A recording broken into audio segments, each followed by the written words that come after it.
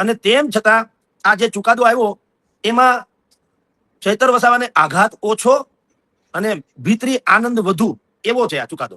દોડવું તું ને ઢાળ મળે અને ભાવતું તેને વૈદ કહે એના જેવું છે.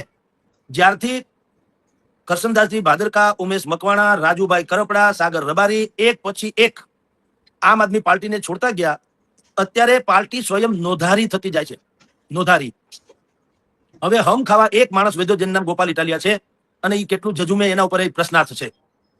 એટલે હવે જે બચા કુચા નેતાઓ છે જેની પોતીકી વેલ્યુઝ છે એને એમ છે કે વાણની હારે આપણે ડૂબી જાય એના કરતા હાલો ઠેકી જાય. ચૈતર વસાવા છેલ્લા કેટલાક સમયથી એક પોતીકી જમીન તલાશી રહ્યા હતા અને એને તૈયારી કરી લીધી હતી. એનું નામ છે અલગ ભિલિસ્તાન.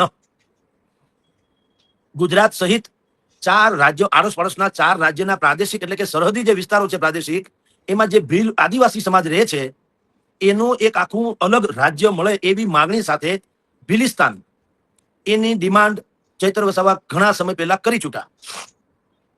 આવી વાત એમ તો છોટુ વસાવાએ ભારતીય ટ્રાઇબલ પાર્ટી BTP એવી સ્થાપીને ભૂતકાળમાં કરી લીધી, પણ ભાઈ છોટુભાઈ વસાવા ઠરીઠામ થઈ ગયા એટલે ભિલિસ્તાન ગયું ઘેર. આમાં બધા બુદ્ધિપૂર્વકના ખેલ હોય. હા, જે નેતાઓ એમ કે ને કે આ સમાજને અન્યાય છે, એને ટિકિટ મળી જાય એટલે સમાજને ન્યાય મળી જાય. એમાં અલગ ભિલિસ્તાનની વાત છોટુ વસાવાએ પણ કરી હતી. ભારતીય ટ્રાઇબલ પાર્ટી રચીને અત્યારે કાંઈ નહીં, છોટુ વસાવા તેજી સુખી થઈ ગયા. ભિલિસ્તાનનું જે થયું હોય તે.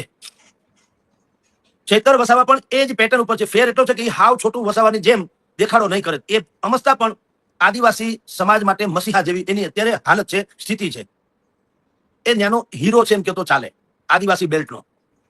અને આ કેસ 2023 નો છે. 2023 માં એક વન કર્મીને મારવામાં આવ્યો, ફાયરિંગ બાયરિંગ થયું અને ખંડણી બંડણી ઉઘરાવી, એવો બધો જૂનો જાણીતો કેસ છે, જેમાં રાજપીપળા ડિસ્ટ્રિક્ટ એન્ડ સેશન કોર્ટે એને એના સહિત 9 જણાને 7 વર્ષની સજા અને 96,000 રૂપિયાનો દંડ ફટકાર્યો.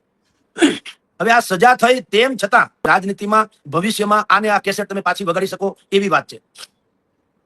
ચૈતર વસાવાને સામે આવો ચુકાદો આવ્યો તેમ છતાં ચૈતર વસાવાએ ભારતીય જનતા પાર્ટી સામે લેશ માત્ર આક્રોશ ઠાલવો નથી. એને ઉલટાનું વિનમ્રપણે એમ કીધું કે કોર્ટનો ચુકાદો અમને માન્ય છે અને અમે આગળ લડશું. બસ. તમને સજા થઈ છે, શું કહેશો? આજે સેશન કોર્ટ દ્વારા એક કેસમાં અમને 7 વર્ષની સજા ફરવામાં આવેલી છે. નામદાર કોર્ટની જે પણ સુનાવણી છે એમનો આદર કરીએ છીએ, સન્માન કરીએ છીએ અને આગળ વકીલોની સલાહ લઈને જેમ ગોપાલ ઇટાલિયાએ પ્રેસ કોન્ફરન્સ કરી અને બધી વાત કરીને ભારતીય જનતા પાર્ટી ઉપર આક્રોશ કર્યો, એવો ચૈતર વસાવાએ કર્યો નથી. શું કામ? કારણ કે જો ભારતીય જનતા પાર્ટી જેવો શત્રુ હોય તો ચૈતર વસાવાને મિત્રોની જરૂર નથી. હું પોતે પણ આમાં એક્ટિવ છું. જે કંઈ પણ કાયદાકીય રસ્તાઓ અમારી પાસે છે એ રસ્તાઓના માધ્યમથી અમે ઉપરની અદાલત, એના ઉપરની જ્યાં જવું પડશે ત્યાં જઈશું અને ન્યાયતંત્ર પાસેથી થોડા ઘણા ન્યાયની અપેક્ષા રાખીશું. પણ આખો ઘટનાક્રમ છે એ ભાજપ પ્રેરિત ઘટનાક્રમ છે.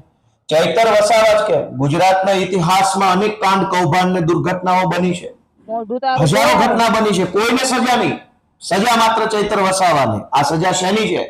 આદિવાસીઓ માટે, ગુજરાત માટે બોલવાની સજા થઈ ચૈતર વસાવાને, અવાજ ઉઠાવવાની સજા થઈ, ભાજપ સામે નહીં ઝૂકવાની સજા થઈ છે, સરેન્ડર નહીં થવાની સજા થઈ. પણ અમે લડી લઈશું. આવું તો ઘણા બધા નબળા સમયને, નબળા સંજોગોને અમે જોયા છે. આમાંથી પણ કેવી મજાની વાત થઈ છે. બધાયના કામ થઈ ગયા, સાપે મરી ગયો છતાં લાઠી પણ ન ભાંગી.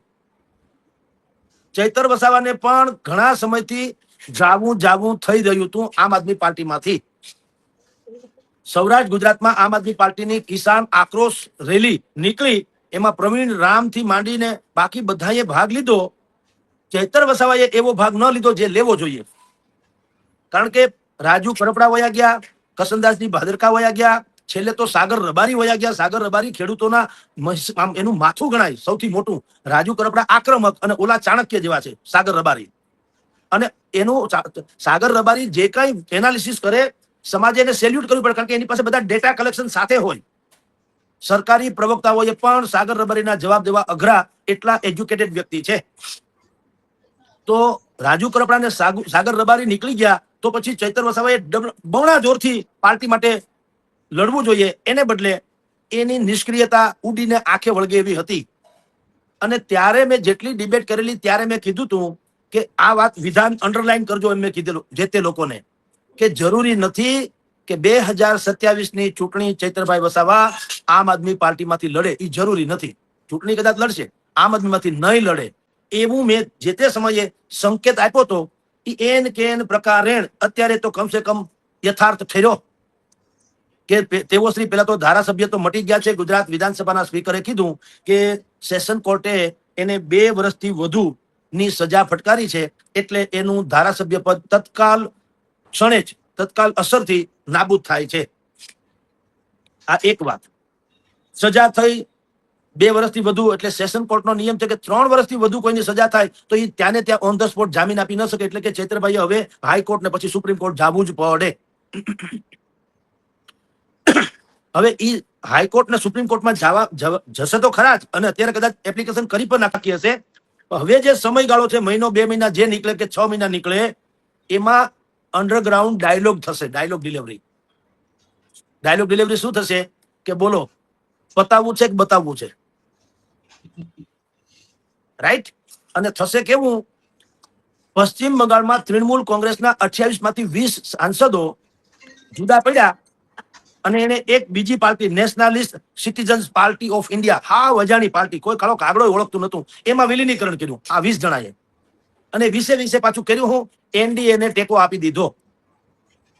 એટલે વાયા મીડિયા, આપણે કેરમમાં કુકરીમાં કેરમ રમતા હોય ને તો તમે અહીંથી આમ કેરમ આમ મારો, એ સામે ભટકાઈને પછી આ ખૂણામાં જેમ કુકરી કરી જાય એવી રીતે તમામ નદી સાગરને મળે એમ એનડીએ ને જ મળે બધું. ચૈતર વસાવા હવે નવી પાર્ટી રચે, સાંભળજો, અલગ ભિલિસ્તાનની માટેની નવી પાર્ટી રચે. અલગ ભિલિસ્તાનનો દાયરો બહુ મોટો છે. ગુજરાત, રાજસ્થાન, મહારાષ્ટ્ર અને મધ્યપ્રદેશ, 4 રાજ્યોના જે સરહદી વિસ્તારો જે છે, 4 રાજ્યોના સરહદી વિસ્તારો, એમાં આદિવાસીઓ સમાજ એ નિર્ણાયક ભૂમિકામાં છે, રહે છે. એમાં લોકસભાની 20 બેઠક એમાં આવરી લેવાય છે. 20 બેઠક લોકસભાની અને ધારાસભાની 100 થી વધુ બેઠક છે. એટલે આમ આદમી પાર્ટીનું પૂછડું પકડીને હવે કારણ વગરનું એકાદું ધારાસભ્ય પદ બની રહેવું, એમાં ચૈતર વસાવાનું રાજકીય ભવિષ્ય બહુ ઉજ્જવળ ન ગણાય. એટલે ઈ અલગ ભિલિસ્તાનના નામે હવે આ જે પાર્ટી રચે, તો મેં આપને કીધું તેમ 20 લોકસભાની બેઠક અને 100 થી વધુ ધારાસભાની બેઠક એ અલગ ભિલિસ્તાનના દાયરામાં આવે તો એનું વજન વધે ને. કારણ કે આદિવાસી સમાજમાં એવો કોણ વ્યક્તિ હોય કે જે એવું ન ઈચ્છે કે ભાઈ અમારું સ્વતંત્ર રજવાડું ન હોય. એટલે ઈ સહાનુભૂતિના મોજા હેઠળ પણ ચૈતર વસાવા બહુ મોટી છલાંગ મારી શકે ભવિષ્યમાં. અને એ એવડી મોટી છલાંગ હોય કે જેથી કરીને ભવિષ્યમાં જે શાસક કેન્દ્રમાં આવે કે રાજ્યમાં આવે એને ચૈતર વસાવાની પાર્ટીની ગરજ પડે. અને ગરજ પડે એટલે શું થાય? ગરજ પડે એટલે રાજકારણીઓમાં એવું છે, ઉપયોગી હોય ને તો ગરજે ગધેડાને બાપ કહેવાની કહેવત જે છે એ અહીંયા સાબિત થાય.